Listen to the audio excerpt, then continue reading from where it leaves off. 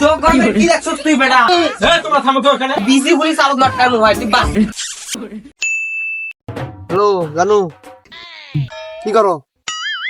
ও বসে আছো পার্কে? না আমি পার্কে যাইতে পারবো না, ওসব মানে রমজানের দিন বলুন না, পার্কে যাওয়া যাবে না, এইসব কাজ করা যাবে না। কিস দিব? আরে রমজান মানে রোজা থাকি কিস দেওয়া যাবে থাকে? আচ্ছা হোক, তাও তুমি যেহেতু দিতে বলতেছো সেই জন্য। আরে বাবা, কি করতেছো তুমি এখানে? ঠিক আছে চাচা। আমি দেখলাম তুমি কি জানি করতেছো মোবাইলে। আরে না চাচা, ওই একটা আমার গার্লফ্রেন্ড আছে, অনেক কদিন পর ফোন দিল আমারে, আমি তোর সাথে কথা বলতে চাই না, তাও ফোন দিল, তারপর ফোন ধরে একটু কথা বললাম। আমার ভুল, সবই ভুল। এই পাপ কাজ ছেড়ে দিয়ে আল্লাহর রাস্তায় আয়, এটা রমজান মাস। আর হেলাফেলা করিস না বাবা, জায়গায় ফের, বাঁচবি না নেই বেশি দিন। তুমি যা কয়েছো চাচা, ভালো কয়েছো, এখনো সময় হয়নি, সময় হলে ভাইবে দেখবনি। সময় তো হয়ে রমজান শুরু হয়ে গেছে বাবা, কবে ফিরবা? আরে চাচা ফিরবো একটু সিলমিল করে নিয়ে না, পরে আল্লাহর কাছে মাপ টাপ সে ভালো হয়ে যাবো। অযথা সময় নষ্ট না করিও, আমার মতো ভালো হয়ে যাও। হ্যাঁ, আমিও তোমার মতো একদিন হুট করে ভালো হয়ে যাবো।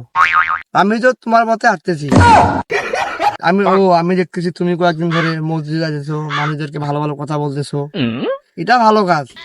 কিন্তু আমি বর্তমান যে কাজটা করতেছি, কয়েকদিন আগে তুমি তাই করতাম। হ্যাঁ জানো, বলো। এগুলো নানা আমি কথা বলতে ধরলাম, এগুলো আমার ফোন আসছে, উনি আবার কি জ্ঞান দেয়, আমার জ্ঞান দিয়ে আমি বই থাক।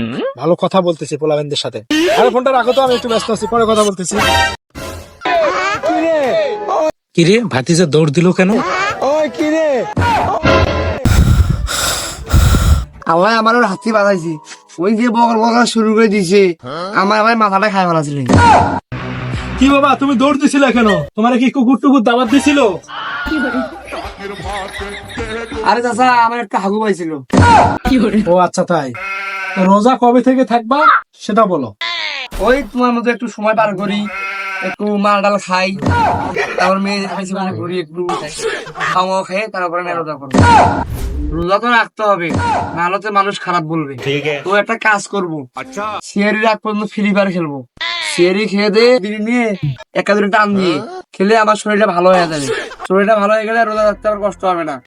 আমি জানি তুমি রোজা থাকবা, রোজা তো আর এইভাবে হয় না। তোমার মতো ছেলেরা এই বয়সে এসে ফ্রি ফায়ার খেলবে, সারাদিন বিড়ি খাবে, আর মনে করবে রোজা হয়ে গেছে। তো বাপু, এভাবে তো আর রোজা হয় না। তো তুমি আগামীকাল মসজিদে আইসো, ইফতারের পর তোমাকে সব বুঝিয়ে বলবো। আসসালামু আলাইকুম। ওয়ালাইকুম সালাম। এখানে কি আলোচনা চলতেছে? এই বাবা, গুরুত্বপূর্ণ কথা চলতেছে, তুমি বসো এখানে, শোনো। চাচা তুমি ঠিকই করেছো, মানুষ যখন আমাকে ইফতারের সময় বলবে তুমি রোজা ছিলে না আছে, মানুষের মতো তো না, আমি মিথ্যা কথা বলবো। সি সি বাবা, এভাবে তো আর রোজা হয় না। আল্লাহ তোমার হেদায়েত দান করুক। শুনতে চাইলাম কি কয়, কত আমার সামনে এই যে নষ্ট করি, গাঁজা খাইলে মদ খাইলে আবুলের বেটি সেজে কত নষ্ট করি, আমাকে জ্ঞান দিয়ে যাচ্ছে। দেখি কয়দিন আর নিবাসা থাকে, তাকে দেখবো আমরা। চল আমরা যাই।